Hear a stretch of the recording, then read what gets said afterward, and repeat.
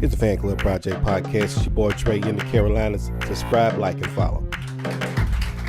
I'm talking to Kimbi, the goddess Tiez, which I thought Tiez was a fake name until I actually researched.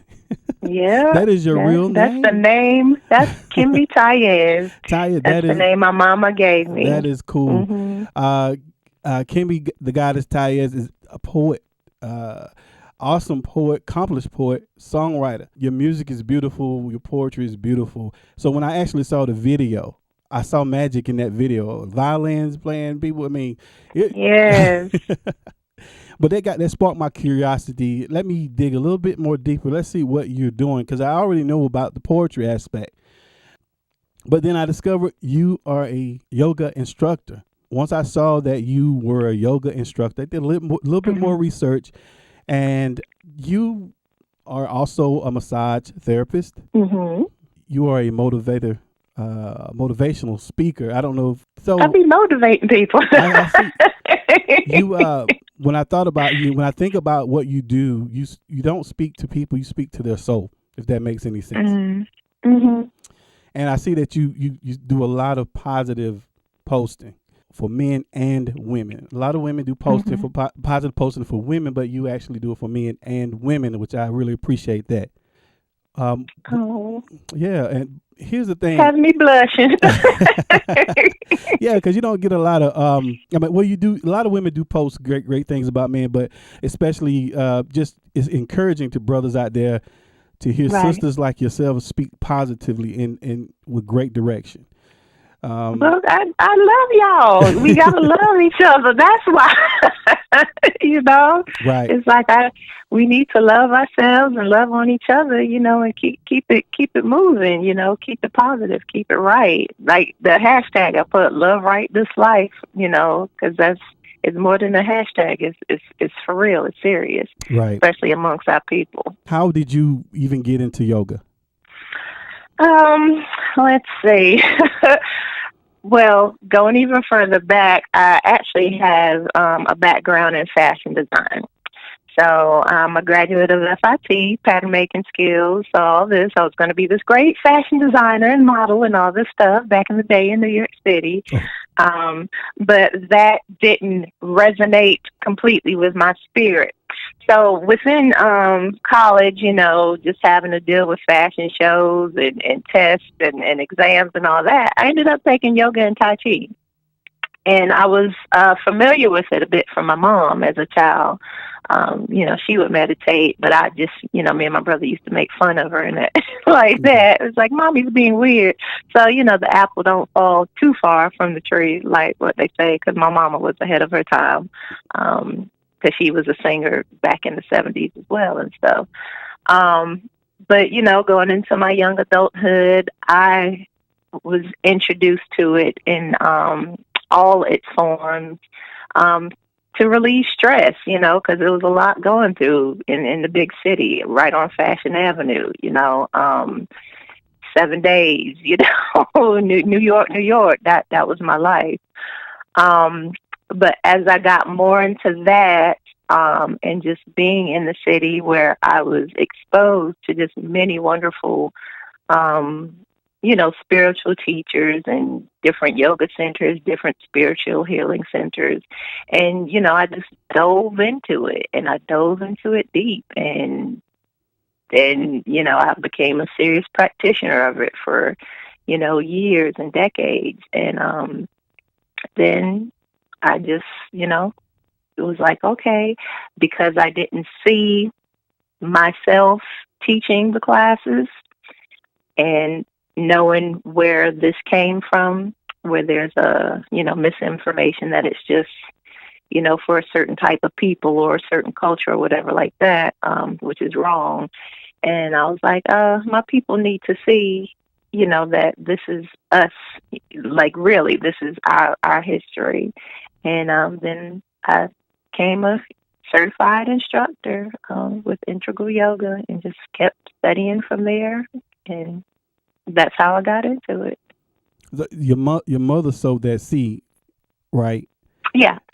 But what made you say pick it back up, like walk through the door, and or was it something you started on YouTube after the fact? I don't know if YouTube was actually a thing at the time when you started. No, no. Back in my day,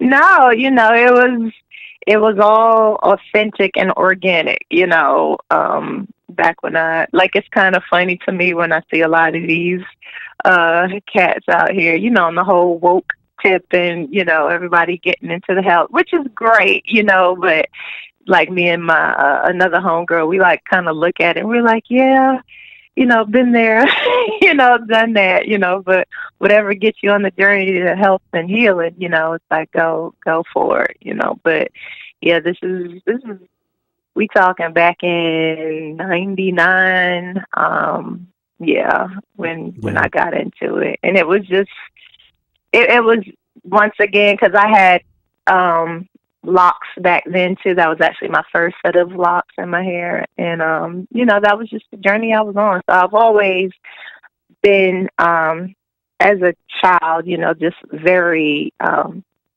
introspective and just questioning a lot of stuff, not just believing what somebody put in front of me. Like I've always had to dig deeper, and I've been me for a very long time, Dre. You're from New York? I was born in South Carolina. Okay. But I was raised in New York City. Okay. Mm-hmm. That makes a lot of sense. The thing of yoga being introduced down south. One of the questions when I was telling people that I'm going to talk to you about this topic, and one of the first things I got was yoga is of the devil, and it goes against Christianity. So you've heard that aspect before? Honey, let me tell you, when I came down here, first of all, I had some relatives that thought I taught yogurt, and I was like, no, yogurt, that's a food. I don't do yogurt. And but I guess that too was me being raised in New York and being able to get those teachings and that knowledge. It was all for a reason too, because there are other teachers and instructors of African descent, out in the world that teach yoga more so now. There was a time where it was, few and far in between, but there is more. It's still slightly less, still in comparison, or we're just not as advertised or as marketed, as our counterparts, if you will. But I'll give you an example. I used to work with a few pastors and preachers who were very well known and everything. And, I would help them through, massage therapy and everything because it's stressful, being a pastor, preacher, a congregation. And we would talk about yoga, and that was the attitude, and, it's just real genuine conversations that I would have. And so discussing the benefits of it and what it really is. And unfortunately, what has happened, like I said, it's better now. It's just regurgitation of misinformation. That's what's going on as far as putting in that category. Because for those who are saying that, they don't know what it is. And that's just pretty much the bottom line of it. Because if you actually look up or do any research, and that's the thing now, because you do have YouTube, internet, Google, you can look more into it to see what it actually is, as opposed to what somebody that didn't know what it is telling somebody else that doesn't know what it is, and then you're just repeating, ignorance, basically, and it's no fault of their own. It's just if you don't know, you don't know. But yoga, if you break that down, yoga, it is a word, and it means yoke. So to yoke means to come one or source. So it's to yoke or unite with source. So whatever name you need to call it, because this earth is huge with people with different beliefs, you know. Right. So there are people of all different faiths that practice yoga. And there are these in cases where if you learn to practice yoga, where it can even get you closer to whatever faith it is, you know, you've chosen in your life path. So, you know, you can say this, certain things are the devil if you just put that name behind it, you know, because I Right. could say, oh, well, this religion, isn't that the devil? Oh, well, this over here, isn't that the cult? You know what I'm saying? So it's like, where's your information coming from? And is it a valid source? Right. And what is it in you, you know, that doesn't want to do the research or to really tap in to see what you're talking about? But, you know, such is life. We have people that talk about things they have no clue about all day, Right. every day. So, you know, it is what it is. Yeah.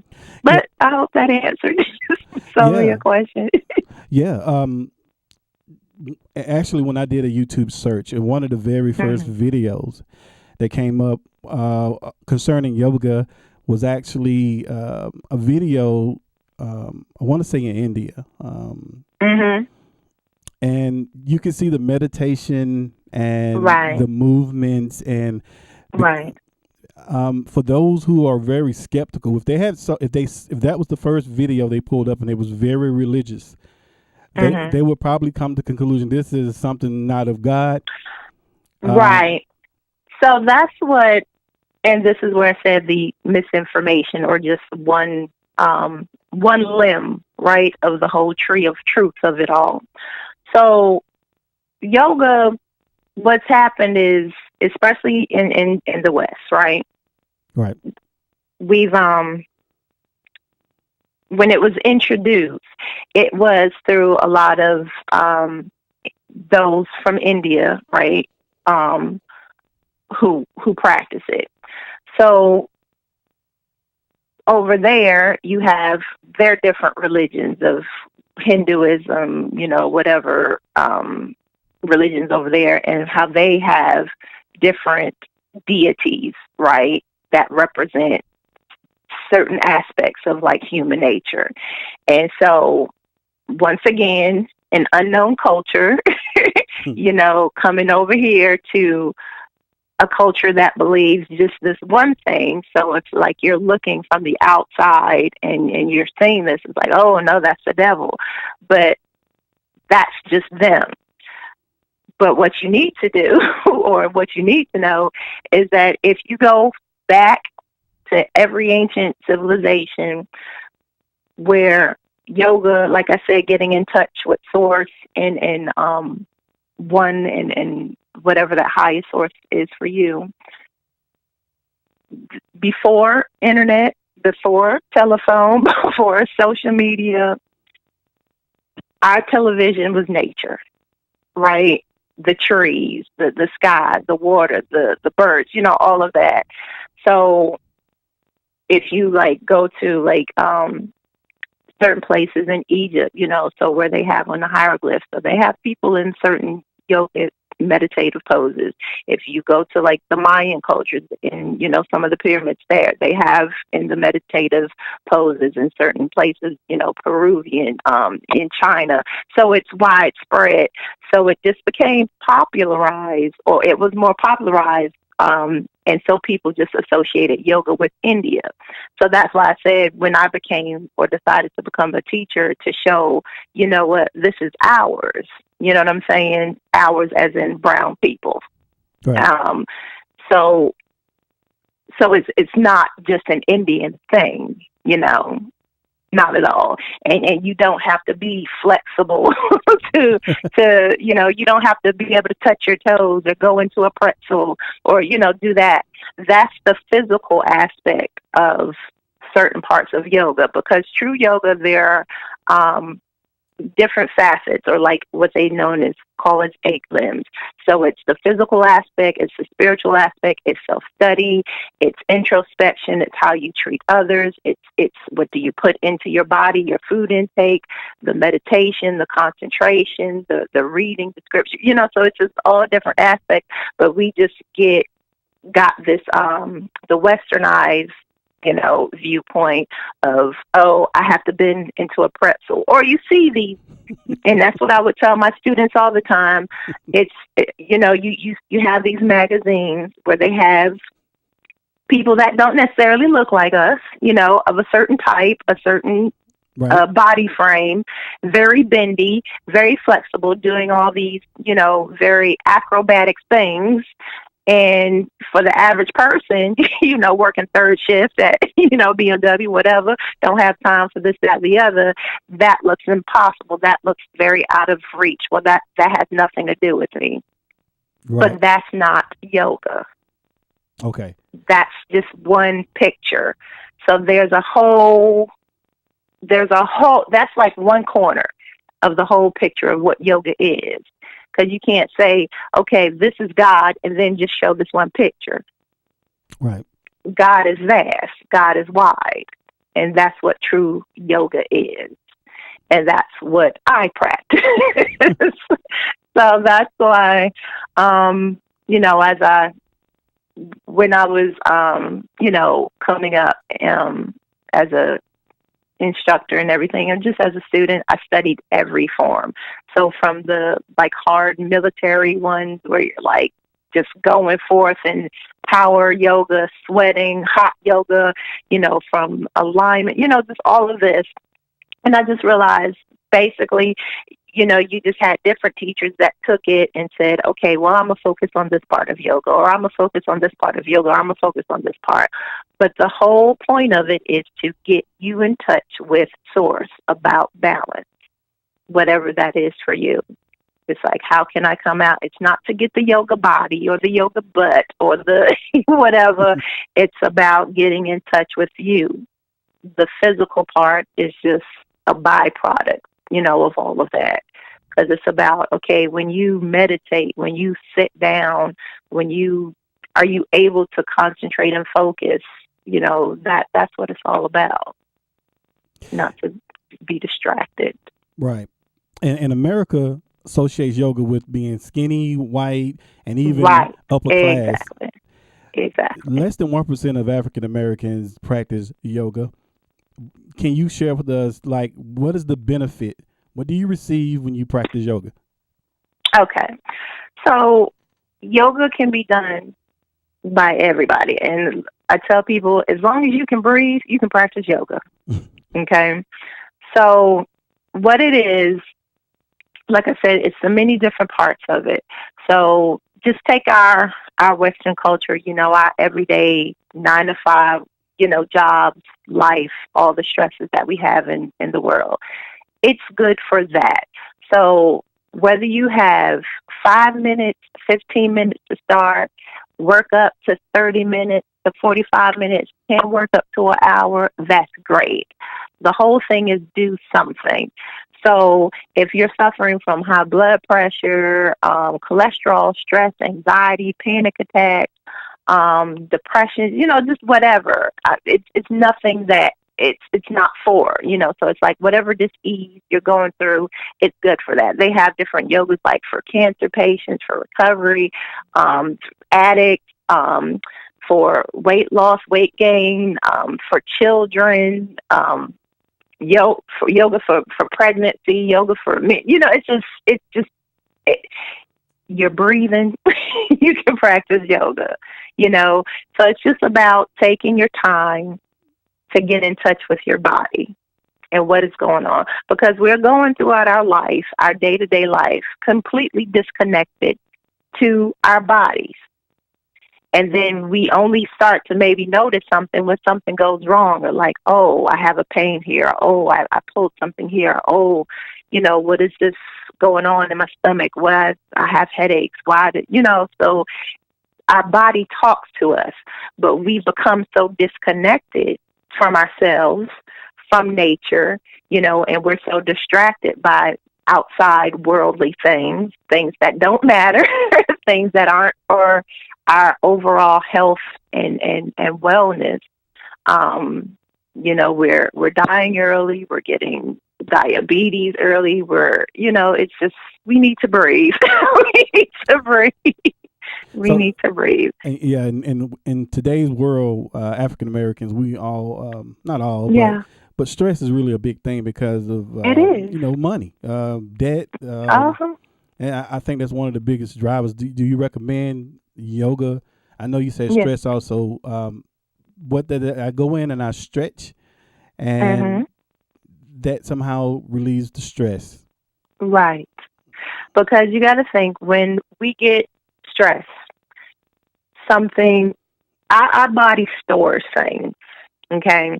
Because the mind and the body, the brain, right, that connection, it's real. I mean, it's scientifically proven. So it's like, take the yogic aspect out of it. Okay, if people are like, no, it's a religion, it's the devil, it's okay, take that out of it.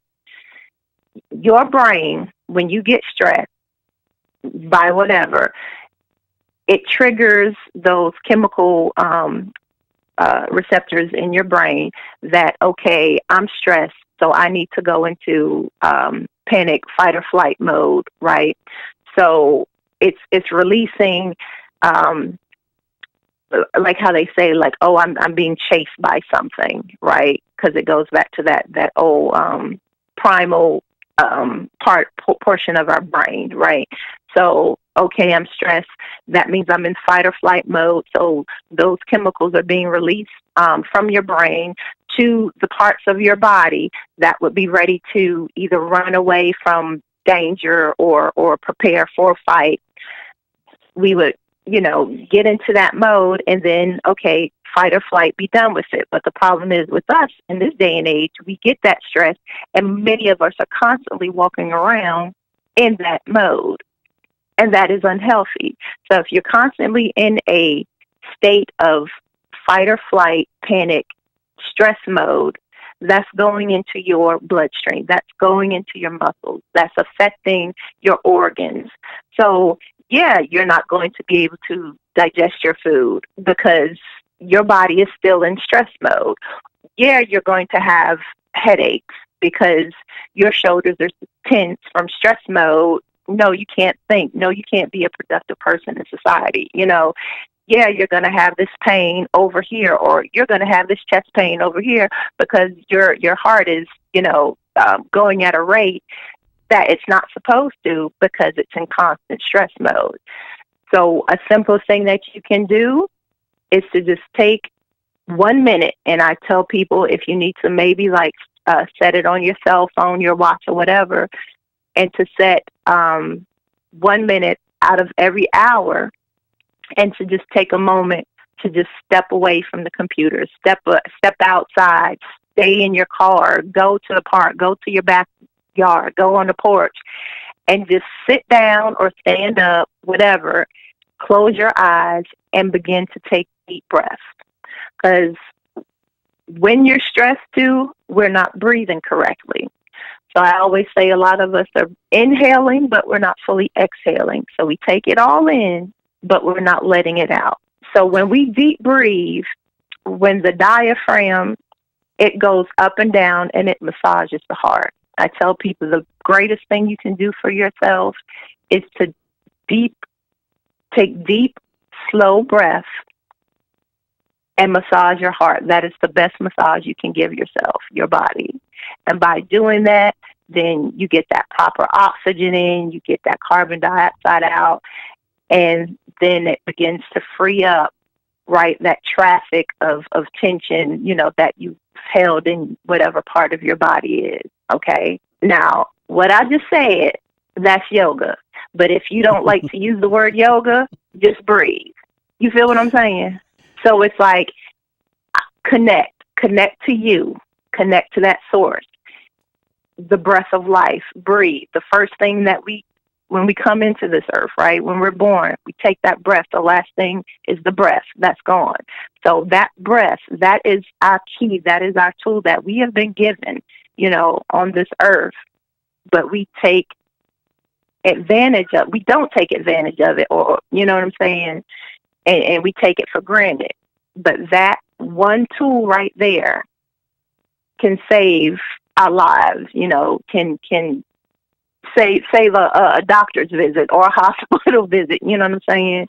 Just by breathing, for real. Because a lot of us are shallow breathing or breathing fake and not breathing for real. And it is a big difference. I'm writing this down right now. Breathing, massage. Massage, I have never heard it put that way. Diaphragm massages the heart. Well, when you put it that way, that makes me want to breathe heavy every second. Right. And also sit up, like sit tall. When we're on the computers, we're driving, and I'd always tell my clients, it's like when we, as we've advanced technologically, we're almost kind of going backwards and sideways because of what it's doing to our bodies. Wow. Because we're kind of morphing into these hunchback type things. So sit tall, sit straight, put your shoulders up, back, and down. And it will feel uncomfortable because the body is morphing into, the way we do things around here. So just become aware of that. So it's like you can't take a deep breath if you're slunched over, if you're slouched over, everything's working too hard or your internal organs are compressed. So sit tall and then take deep breath and just take a moment and just see how you feel. And it's kind of silly because you're like, man, why haven't I been doing this, like all along? But, this is the life we live. Yeah. Ergo, why people like me are here. Right. I'm sitting up right now.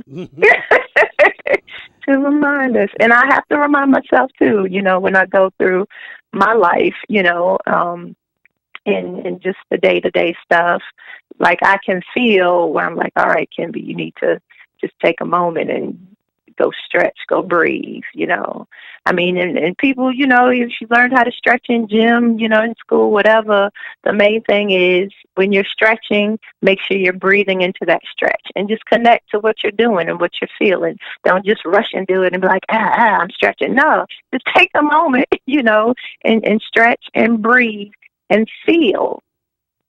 We walk throughout our entire lives with these bodies. So don't you think you should know you? Don't you think you should know God? Right? So yoga, that's what you do. Wow. Yeah. And do you see a lot of men doing yoga in your studio? And what was fun, it's always been more women than men, I have to say. Okay. It's always been more women than men. But as of this, when I first started, well, in New York, it was equal. Coming to the South, more women than men.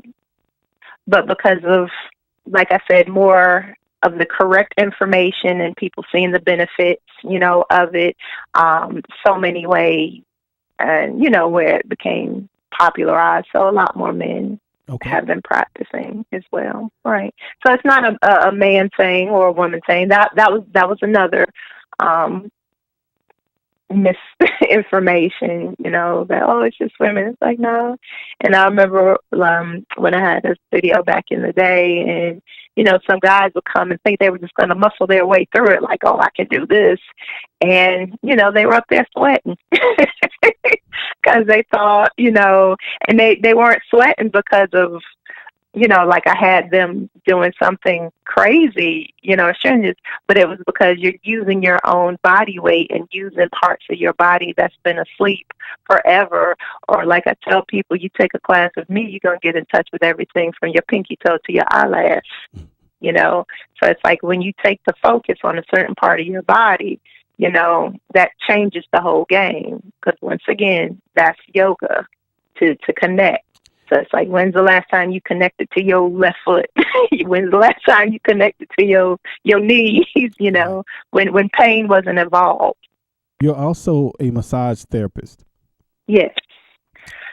So I became a massage therapist because I, another little fact about me, I really wanted to be a surgeon because I was just fascinated by the human body and, just how we're so fragile yet strong in the same token.